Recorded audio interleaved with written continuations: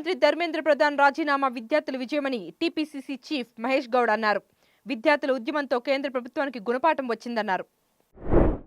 ప్రశ్నాపత్రాల leakage అంశంలో కేంద్ర ప్రభుత్వం 2024లోనే చట్టాన్ని తీసుకొచ్చిందని, ఇప్పుడు ఆ చట్టానికి సవరణ చేయబోతుందని బీజేపీ తెలంగాణ రాష్ట్ర అధ్యక్షుడు రామచంద్రరావు అన్నారు. ఏపీలో రైతుల ప్రయోజనాలను కాపాడేందుకు నీటిపారుదల, రెవెన్యూ అధికారుల సమన్వయంతో పనిచేయాలని ఆంధ్రప్రదేశ్ జలవనరుల శాఖ మంత్రి నిమ్మల రామానాయుడు ఆదేశించారు. ఏపీలోని మెగా డిఎస్సీలో జరిగిన అవకతవకలను విద్యాశాఖ మంత్రి నారా లోకేష్ కూడా రాజీనామా చేయాలని వైసీపీ యువజన విభాగం అధ్యక్షుడు జక్కంపూడి రాజా డిమాండ్ చేశారు. నీట్ పరీక్ష పేపర్ లీక్ వ్యతిరేకంగా ఇవాళ బీహార్లో చేపట్టిన నిరసనలు హింసాత్మకంగా మారాయి.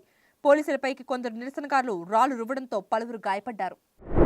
నీట్ పేపర్ లీక్ ఆందోళన నేపథ్యంలో కేంద్ర విద్యాశాఖ మంత్రి ధర్మేంద్ర ప్రధాన్ రాజీనామాపై సీజేపీ చీఫ్ అభిజిత్ దీప్కే స్పందించారు. ఆయన ఈ రాజీనామాను దేశ యువతకు, ప్రజాస్వామ్యానికి దక్కిన తొలి విజయంగా అభివర్ణించారు. లైంగిక వేధింపుల ఆరోపణలతో అంతర్జాతీయ నేర న్యాయస్థానం చీఫ్ ప్రాసిక్యూటర్ కరీం ఖాన్ తన పదవి నుంచి ఉద్వాసనకు గురయ్యారు.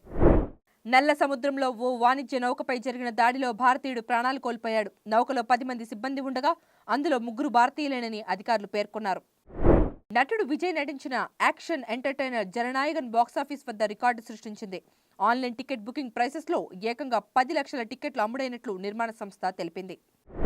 శ్రీను వైట్ల దర్శకత్వంలో మహేష్ బాబు హీరోగా 2011లో విడుదలైన దూకుడు మూవీ మరోసారి ప్రేక్షకుల ముందుకు వచ్చేందుకు సిద్ధమైంది. మహేష్ బాబు పుట్టినరోజు సందర్భంగా ఆగస్టు 9న రిలీజ్ కానుంది. కామన్వెల్త్ గేమ్స్లో భారత్ పతకాల ఖాతా తెరిచింది. గ్లాస్గోలో జరిగిన హెవీ వెయిట్ పారా పవర్ లిఫ్టింగ్ ఫైనల్లో భారత పారా అథ్లెట్ జండు కుమార్ కాంస్య పతకం సాధించి దేశానికి తొలి పతకాన్ని అందించాడు. Please subscribe to the channel and download the Politicos app from the links in the description.